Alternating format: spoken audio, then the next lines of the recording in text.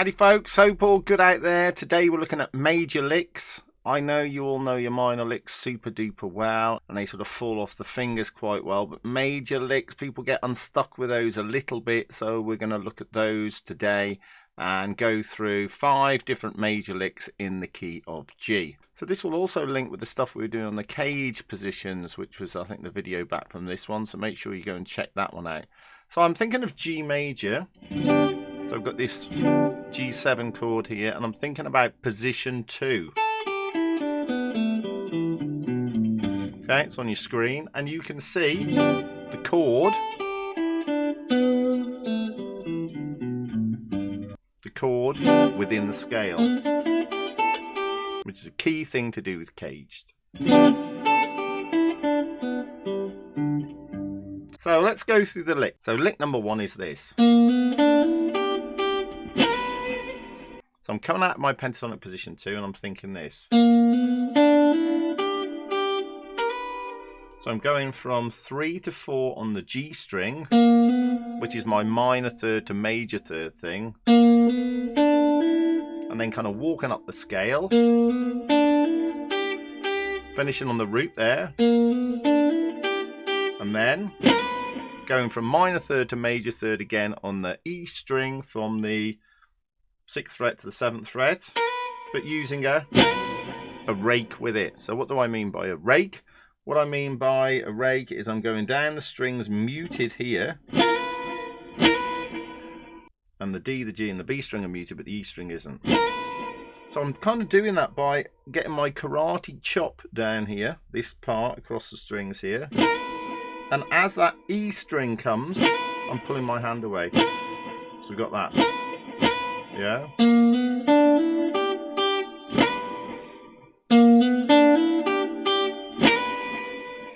And that just adds a little bit more pizzazz to the line. So we've got pizzazz with this bit and pizzazz with that as well. So double pizzazz if you like. So lick 2 is this. And we're coming out of position 4 here. Right, I'm seeing the C shaping caged.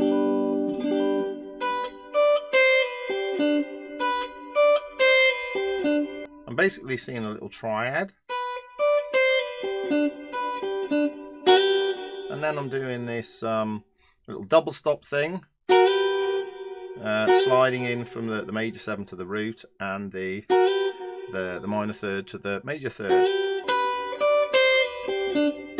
In terms of picking direction, I'm going down, up, down, up, down, pull off, up, up. So I'm going down, up, down, pull off, up, up. It's like a bit of an economy picking thing. And then down at the end. It's a nice little cool line. So lick number 3 is this.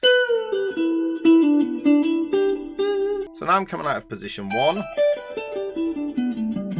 So E minor pentatonic it looks like. Remember E minor pentatonic, G major pentatonic are the same thing. And I'm starting with a pre-bend. And I'm bending up to this note and releasing. Releasing and then coming back. Pull off.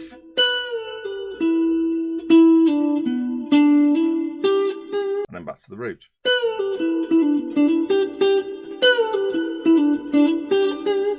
Right. You can ham that up if you want. Or you could go maybe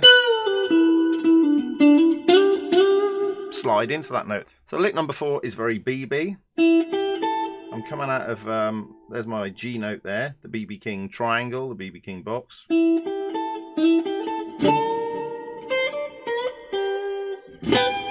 So that's the lick. Then bending a semitone to that minor third here. And then going 8-10 on the E. And then bending to the major third. So I'm going minor third, major third. Yeah, and then typical BB hitting that note, the high octave note there, with a little rate like we did before. So we've got... I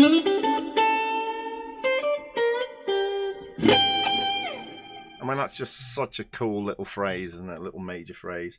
And we're coming out the BB box there. So far we've gone like position 2, position 4, and then we're thinking the BB box, which is actually coming out of position 4, isn't it?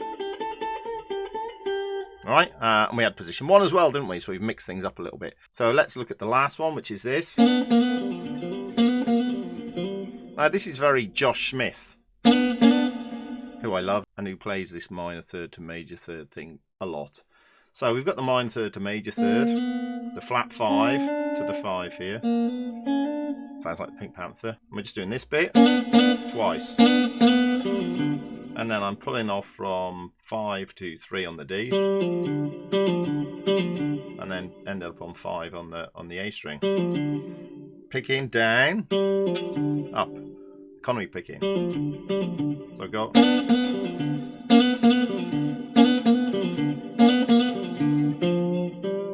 So we've got quite a range of licks that we can use in a major context now across a G major backing track. Now, all these licks can be transposed to the C chord, the 4 chord, and the D chord, the 5 chord. So if I'm doing the Josh one, I go to the C chord, I go the D chord,